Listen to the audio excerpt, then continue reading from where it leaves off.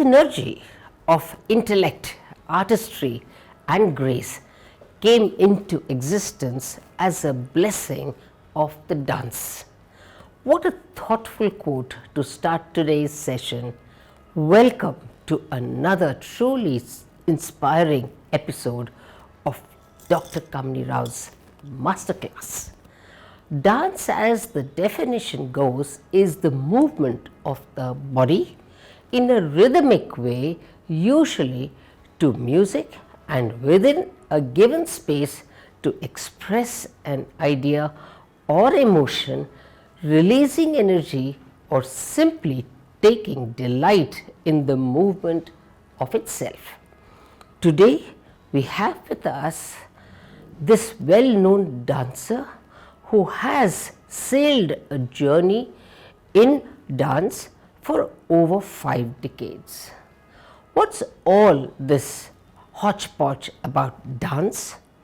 Have a person who lives in the world of mudras and enlightens her students with a magic touch of Bharatnatyam. I'm delighted to announce the presence of the renowned Bharatnatyam exponent, dancer and guru Padmini Ravi, who has with her own essence changed the way that Bharatnatyam is taught and engraved into her Shishyas a different form, a different way, a different expression. So welcome to the show, Padmini Ravi. It's always a pleasure. I have been seeing you on various occasions, always a different avatar, an entrepreneur, a trainer, a teacher, an enthusiastic, and all above, a team player, a trainer par excellence, a lot of Shishyas who have been with you, who continue to be with you. You're always there to teach them something new every time. So I wouldn't call you a teacher, I'll call you a student for life. Thank you, Dr. Thank Kamini. you very much for coming, Padmini. Thank you. I know your name rhymes with me, Kamini, but at the same time, believe me, you've earned and you've done so much more for the society, particularly with the Bangalore Haba and a whole lot of social activities which actually brought a lot of people together. And in fact, you brought something out of nothing. You created opportunities, you created, entertainment which was meaningful. I mean, it was not just dum dum dum dum dum dum. It was something where children, adults from either 5 to 50 to 60 to 70, wholesome entertainment with education into it, and I felt that Bangalore Haba was something that really changed Karnataka. This government also supported you, and it was something that I thought was brilliant, and I felt that what are these two girls doing, Padmini and Nandini sitting down there and doing it, and I was keenly observing it, and ever since that I thought, at some point of time, I must meet Padmini and see how did she manage, not just about dance, believe me, into a family, having social responsibilities. A woman is like Durga. She's got so many hands. She has to please the family, please the children, a profession, so multiple hats, and the challenges faced with a not so trodden path of dance. So that's why you're here. You are an enigma, Padmini. So I'm going to start with your early life. So how was your early life? What about your family? Father was a neurosurgeon. He was a doctor. But ironically, he died very young because of a brain tumor. Oh my God. And I was the only sad child. And I come from a very traditional Iyengar background and a very quiet family. And I was a complete introvert, very shy. And he died when I was just 9 years old. And I was very, very depressed, I think, because when my mother was alive, she used to say that I stopped talking for almost a year. And her friends suggested that I should start learning dance because I was the only child, so that I can interact with other kids. So that's how my journey with dance started. and so it was just me and my mother and my grandmother. My grandfather also was a neurosurgeon, pioneer in neurosurgery. He got the first electroencephalogram machine into India in 1954, 55, and but he also died quite early in his life. So it was just three women, me and my mother and my grandmother, and they completely supported my dance.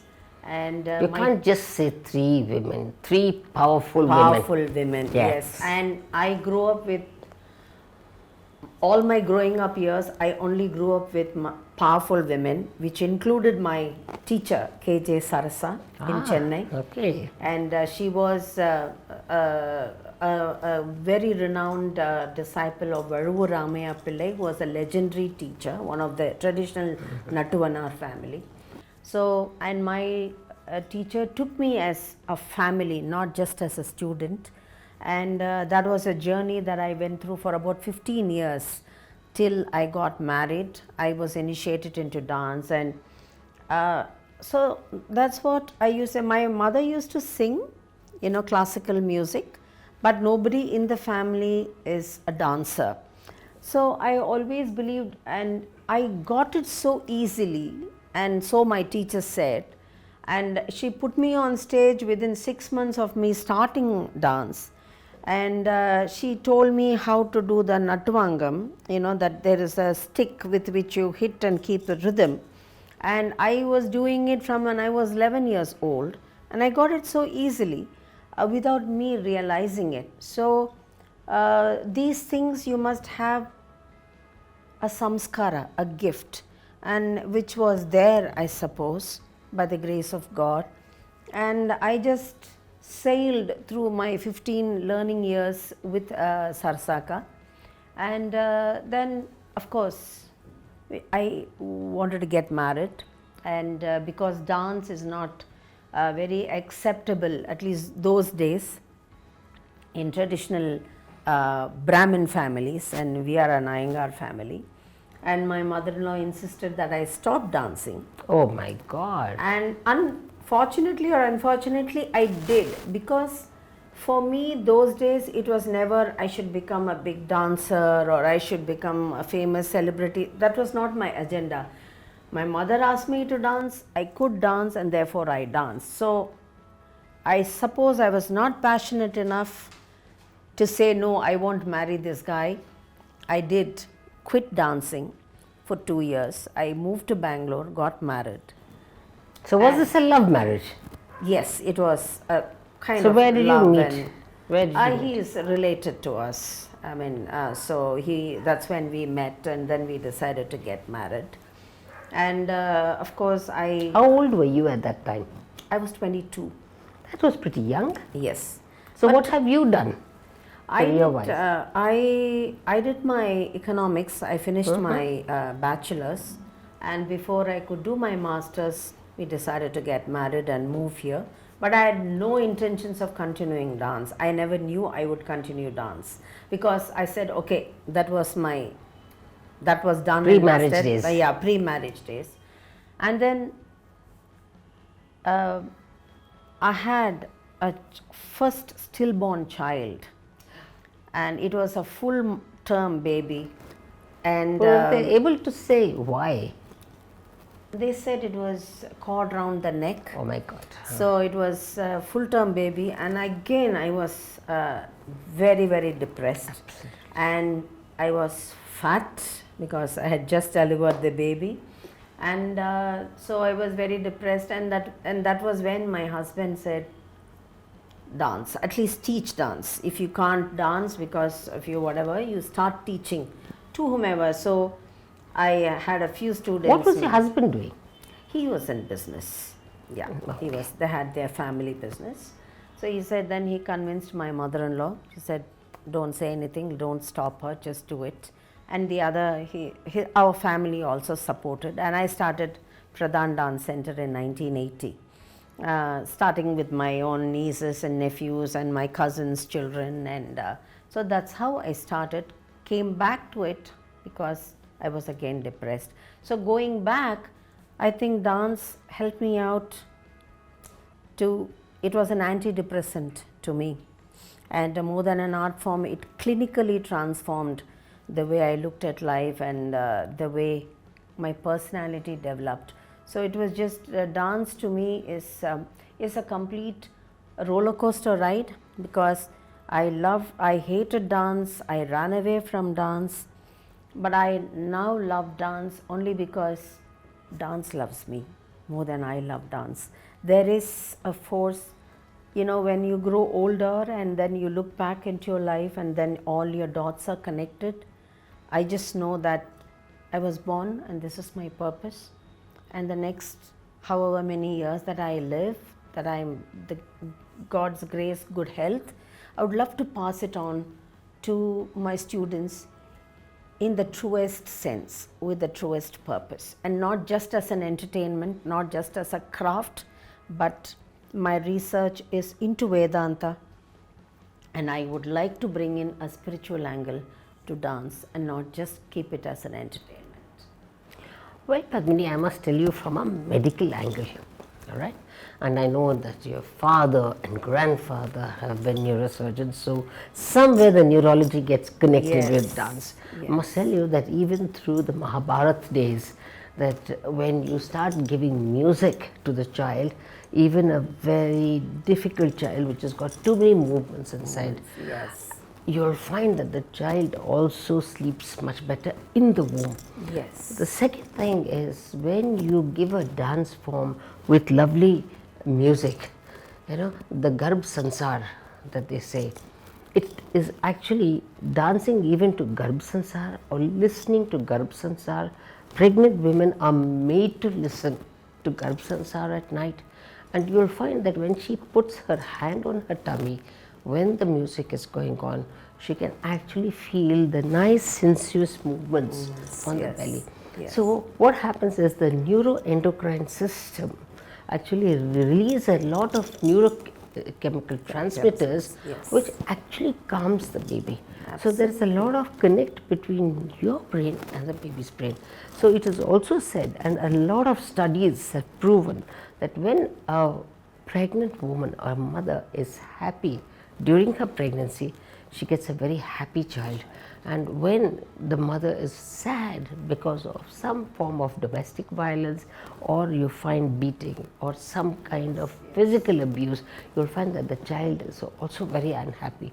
And that actually affects the child not only in the early life, because you can't make that out, but at later life as well. Yes. And it can be seen from a nutritional perspective, from a neurodevelopmental perspective, and this has been clearly proved. So keeping that in mind, I think you are only vocalizing what science has already proved.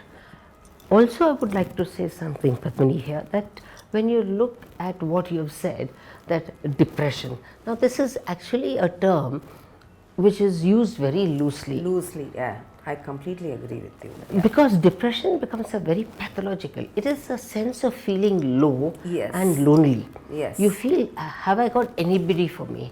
The very thing that actually held me by the umbilical cord has left me. So it's a sense of feeling low and lost. That need not actually be depression, because depression comes at a time, like for example having a baby at term and then losing that baby because the baby has actually been moving in your womb, and then you say that baby. But believe me, God has ordained for you that with that baby going, your mother-in-law changed her mind. Absolutely. Your husband changed his mind. I wouldn't have come back to and dance. Padmini Ravi would never have been Padmini Ravi. Yes. So the baby changed the entire scenario. So everything happens for one's For a good. reason, absolutely. And then if you look at the Vedas, you will know that some of the rishis who have been naughty in life, they are told that to cleanse your sins you have to come to earth and then you go away to cleanse your sins. So maybe your uterus was used to cleanse their sins, and this particular baby had come to change your mother-in-law's mind and your husband's mind. So it was a multi-purpose target. Absolutely, I believe so, because otherwise, if I was just another dancer or another celebrity or another teacher, I wouldn't be having so much of. See, I believe that clarity in anything comes only with churning. You know, there has to be churning. Otherwise, if you're very happy doing what you're doing and you think that you have, this is what you do, then there is a kind of a monotone which is set, and you will never. This is my opinion. You will never Absolutely. grow. And I'm sure you do it with your own science as well. When you are looking at a patient, you know, every time you're questioning, you're answering, and that's exactly what happened to my dance. I was questioning every move of my own dance, and I was bored with dance. I hated dance. I ran away from dance, and then finally I could find that aha moment. Okay, so this is what dance is all about, and that is nothing to do with the craft. It has got to do with that pure moment of pure experience when you perform and or when you choreograph. When you choreograph a movement and somebody asks me, how do you get that choreography? I'm sure no big choreographer can actually say, okay, I thought like this, I looked at the right and looked at the left. It never happens. It happens with an intuitive creative energy. Absolutely. And that intuitive creative energy, I want children to have, because today the education system is so monotone, so stereotyped, so so children should learn dance not because they have to go on stage. Children should learn dance because they are physically, mentally and emotionally aware, so that awareness is what, and at some point of time they get that pure experience of joy, which is what in the Advaita Vedanta they say, so the one above and the one within you are just two sides of the same coin. So that moment of uniting that Parabrahman and the Atman is what I believe a dancer should aim for. And other than, of course, an external manifestation of a dance performance where you watch and then you are celebrated as a star or a celebrity, but that apart, there is a personal experience that only the dancer knows, which cannot be conveyed to an audience, So that is the joy that I experience nowadays, because I have done my bit of awards and critiques and fame and name, but now I am at a space where every movement I do, I said, okay, this is connecting me to me, and that is what I want to tell my students. Then how can I connect this to an 8-year-old child or a 10-year-old child? It won't, but the information will be here, and when this child becomes 20, 30, 40, 50, she or he will be able to pull out that information and say the most important thing is to connect with yourself. And the pandemic has changed the entire way people looks at life, Absolutely. And I think that is what dance is all about. I don't think it is ever meant to be an entertainment, because the Natya Shastra legend says, when the world was steeped with desire, the gods went to Brahma and asked him to create an entertainment, an audio visual mode of entertainment, so that it can elevate the people who watch to a higher consciousness. But in this day and age, that narrative doesn't apply, because who can actually watch a performance and get elevated? People don't want to get educated. People want to escape from their misery, the daily trauma of life. They just want to disengage themselves. But in dance, you have to engage yourselves. So why just look at dance from an audience perspective? You have to look at dance as an actor, as a person who is learning dance. He or she is developing her psyche, her body, her mind, the way she looks at life in such a way that you become evolved by the time you are 40 or 50, or a time enough where you can guide your children. You are evolved enough. And that is what I do today. to tell students not to just tell them how to dance Alaripo or Jatiswaram or a Varna, but to stay connected with themselves all the time. Yes, Padmini. Now, if I were to say, there are so many youngsters who would like to be like Padmini Ravi.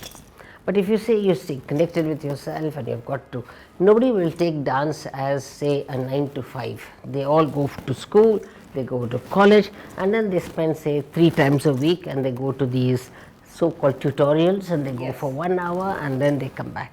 So in that time, that particular teacher sitting there will be sort of talking to 30 children, and then they say, in that 1 hour, that business of connecting and this and all that, they're all looking at their Arangetram. I did all of it, and I still do all of it. I teach students with the goal of putting them on stage, and I was not thinking like this even 10 years back. I was an ordinary teacher, and I loved to climb up the ladder. I loved to be acknowledged as a famous performer, and I did lobby for awards, and then of course I loved the high of being recognized as a teacher and as a performer. But what the transformation happened when I believed something else. So today what I do is I don't, when you're right, and so say, you have the child is so much burdened with academics, right? So they have their homework, they have their tests, and then they want to do dance. They come twice a week, and then I teach them. The parents start asking, when are you going to do the Arangetram? And all of that is going on. But along with all of these tangible experiences that I have to give them, I also introduce the intangible experience to the child, and at some level to the mother, to the parents, so that they don't look at it as, okay, because most of the people after Arangetram, they don't even come. They just stop learning because they think it's just dance. So I am telling them, okay, it is dance. I am not saying it's not dance. There is a margam, there's a repertoire, you learn, you perform. Maybe after Arangetram, you go this sabha, that sabha, you take a few chances, and then what? Are you saying you're going to disengage from dance when you become a doctor, when you become an engineer, when you become a lawyer? No, dance stays with you because dance is very process driven. That intuitive creativity, you can use it as a doctor, you can definitely use it as to winning a criminal case. That tolerance to pain, when you're sitting down and your body is just giving up, you have that adrenaline which pushes you, and you have to dance with a smiling face as if nothing is happening when you're dying inside. That tolerance to pain and your observational capacity, when you observe people, you can feel, generally you heighten your energy, you're fine-tuned. Tolerance. Yes, tolerance, and you're fine-tuned to energies. So you will know from a distance if somebody's energy is not too good, you keep away. When somebody's energy is good, you embrace the energy. So basically we are like an instrument when you become a dancer, because we are, and you will definitely know it, that we are all electromagnetic around us. So if you're fine tuning with this energy, with your mind and with your heart, then you receive much more frequencies, which means you receive much more opportunities in whichever field you are. You don't need to be a dancer.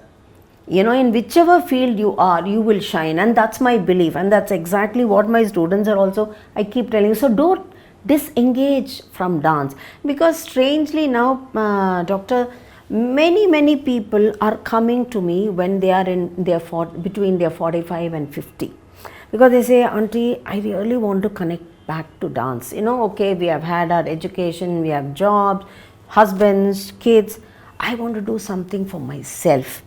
So I want to invest in myself, whether they are, and I don't judge them as, oh, you are not sitting in Aramandi, you are not doing this, no.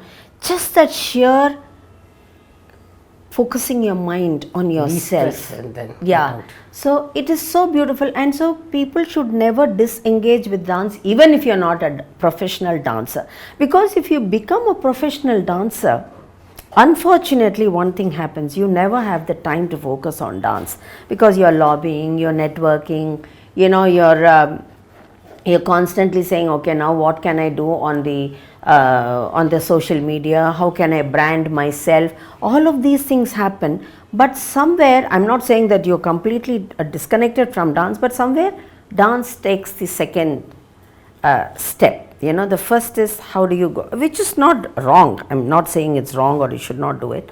So I believe that dance is something that creates a certain capacity within you, an ability to deal with life, and it connects you to yourself.